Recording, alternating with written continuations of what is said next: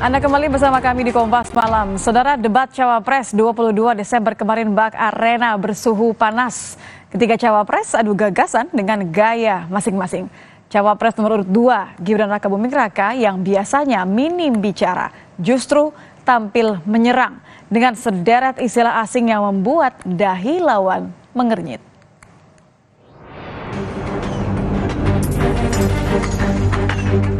Kerap minim bicara, Cawapres nomor urut 2 Gibran Rakabuming Raka justru tampil beda di debat Pilpres Jumat 22 Desember kemarin.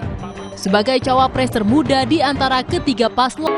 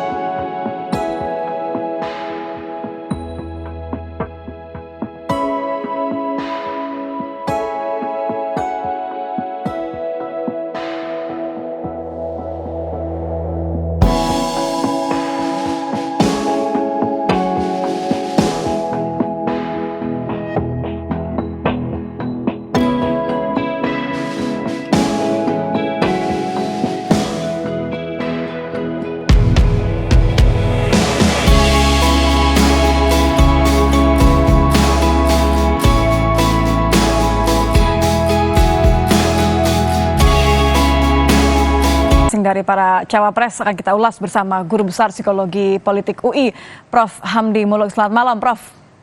Selamat malam Nitya, selamat malam para pemirsa Kompas yang budiman.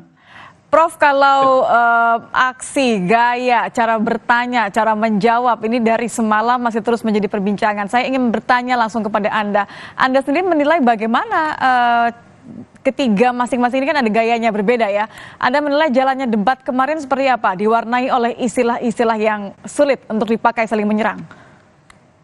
Ya, kalau kita lihat secara umum, memang bahasa anak sekarang mungkin Gibran itu ya attacking dan gaspol gitu, langsung menyerang.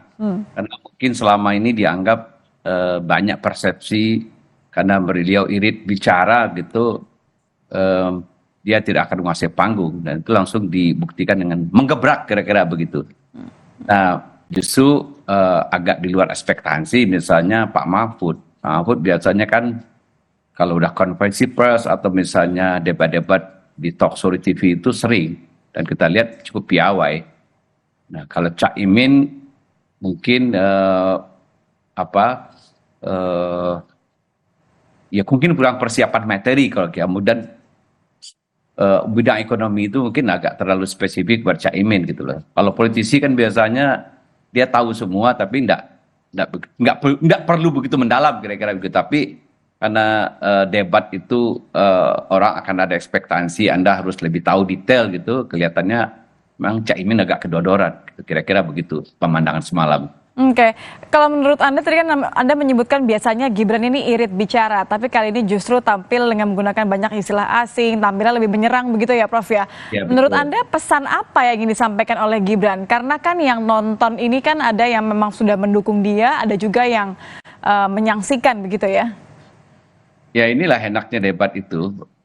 Debat di televisi itu 2 jam. Cuma setelah itu debat atas debat ini malah lebih panjang di netizen, di publik, di mana-mana. Begitu kita lihat pendapat orang beragam dan malah setelah itu pada sibuk berdebat. Misalnya yang diperdebatkan, apakah ini sesuatu yang sebenarnya etis apa tidak etis misalnya begitu. Walaupun tadi sudah disebutkan bahwa aturan debat itu tidak dilarang hal seperti itu. Jadi ada yang mengatakan ini kan tricky sekali ya, gitu ya. Kenapa tricky misalnya? Bahwa pemakaian istilah akronim itu lazimnya kan kita mengucapkan akronim yang sama-sama sudah dimengerti, sudah ada unsur familiarity dan setiap orang sudah familiar istilah itu. Jadi misalnya ya kalau kita percaya, kalau saya pakai istilah-istilah singkatan dalam psikologi misalnya ya, COD misalnya, compulsive obsessive disorder, orang psikologi udah ngerti gitu loh. Tapi mungkin ketemu orang marketing, oh maksudnya cash on delivery tuh, kan beda sekali. Beda ya. Jadi maksud Anda, Prof, maaf saya potong, maksud Anda adalah emang ini adalah bagian dari strategi Gibran untuk menggunakan diksi kan untuk memang untuk menyerang begitu ya? Tricky betul gitu loh, bahwa dia tahu orang mungkin tidak terlalu familiar dengan istilah ini, dia tanyakan. Masalahnya adalah regulasi debat di KPU tidak boleh orang minta klarifikasi. Kan Cak Imin minta klarifikasi, dianggap itu sudah mempergunakan sesi menit itu kan itu masalahnya. Jadi Cak Imin mungkin agak dirugikan, tapi dia bilang nggak apa-apalah, saya perlu bertanya dulu gitu loh. Harusnya ya apakah nanti ke depan ya istilah itu ada yang lengkap aja ya, karena saya bilang gitu, kalau itu nggak terlalu lazim nanti bisa misinterpretasi gitu. Jadi bukan orang lawan debat kita tuh tidak mengerti gitu loh, tapi dia seperti tadi yang saya maksud compulsive obsessive disorder, orang menyanggap ini bilangnya cash on delivery karena tidak ini seberapa bisa kita menilai bahwa apa yang ditampilkan oleh ketiga cawapres ini adalah sosok diri mereka yang sebenarnya, atau lagi-lagi adalah bagian dari citra yang berusaha mereka tampilkan depan umum, karena ini adalah arena debat ya, arena unjuk gigi begitu Prof. Nah begini, walaupun misalnya debat ini tentu belum mencerminkan juga keseluruhan diri orang itu. Manusia itu kompleks, nggak bisa hanya nilai dari satu sekali sesi debat gitu ya. Itu yang pertama dulu. Supaya kita nggak keliru nih dalam menyikapi bahwa menilai kandidat itu kan harus holistik gitu loh. Mulai dari track record-nya, dari apa yang dia kerjakan, gagasannya dan seterusnya. Dan tidak boleh kita hanya mengambil satu spot waktu tertentu dan kita menilai. Nah, tapi debat ini kan maksudnya, kalau dalam demokrasi kita kan ingin menguji gagasan, ya. Seberapa jauh kandidat itu menguasai betul gagasan-gagasan yang dia tulis di visi misinya itu diperdalam. Itu maksud debat yang sesungguhnya gitu loh. Tapi dalam debat kita bisa menilai kapasitas dari kandidat. Nah, karena debat juga memerlukan skill tertentu ya, dan itu juga harus dipersiapkan secara matang. Jadi selain kapasitas. Jadi kalau orang itu tidak punya kapasitas, mau dilatih sekuat apapun nggak mungkin dia tampil prima. Sulit ya. Makanya tadi Anda mengatakan bahwa nampaknya Gibran mempersiapkan betul begitu ya. Betul. Dari semua yang dinyatakan. Gini Prof, Gibran ini kan dinilai tampil mirip dengan gaya ayahnya ya, Presiden Jokowi ketika menghadapi debat presiden juga begitu.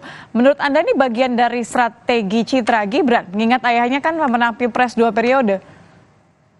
Iya, suka nggak suka, tentu ada unsur itu, ya, dan itu sah-sah saja bahwa Gibran memposisikan saya penerus bapak saya, dan itu juga sesuatu yang jamak terjadi di beberapa negara juga kan, ya. Jadi putra presiden kemudian menjadi presiden, seperti Bush junior tentu nggak bisa dilepaskan dari Bush senior juga.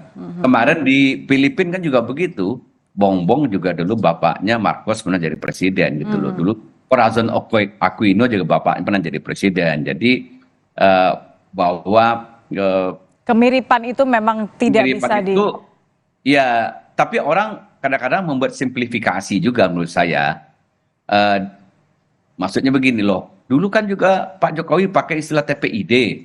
Jadi ini copycat kira-kira begitu. Dengan begitu disimpulkan Gibran mirip 100% dengan bapaknya. Ya tidak, ilmu psikologi menjelaskan bahwa tidak ada orang yang mirip 100% walaupun itu anak ke bapak begitu.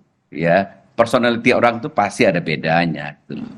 Ini Tapi bedanya bahwa karena sebagai ada branding, Aha. sebagai branding kan sudah jelas sebenarnya bagi ke publik bahwa Prabowo Gibran memposisikan dalam political positioningnya adalah 100% penerus legacy Joko Widodo dan Ma'ruf Amin gitu. Jadi ya bahwa misalnya sekarang terus orang mengkait-kaitkan bahwa wah ini personalitinya Gibran 100% fotokopi bapaknya, enggak juga begitu. Dalam ilmu psikologi nggak ada dalil seperti itu. Manusia tuh unik gitu loh. Pasti Gibran walaupun ada sebagian hasil didikan bapaknya gitu ya, mungkin sistem nilainya, karakternya, cara dia berperilaku, tapi manusia kan unik. Manusia akan menemukan personalitasnya sendiri juga gitu sebagai seorang. Gitu. Baik. Terima kasih Prof sudah bergabung bersama kami di Kompas Malam. Guru Besar Psikologi Politik UI, Prof Hamdi Muluk. Selamat malam, Prof. Selamat malam. Kami hadirkan informasi lain di Kompas Malam, saudara, diantaranya mengenai sebuah rumah yang dijadikan posko pemenangan calon legislatif di kawasan Tanjung Priok terbakar.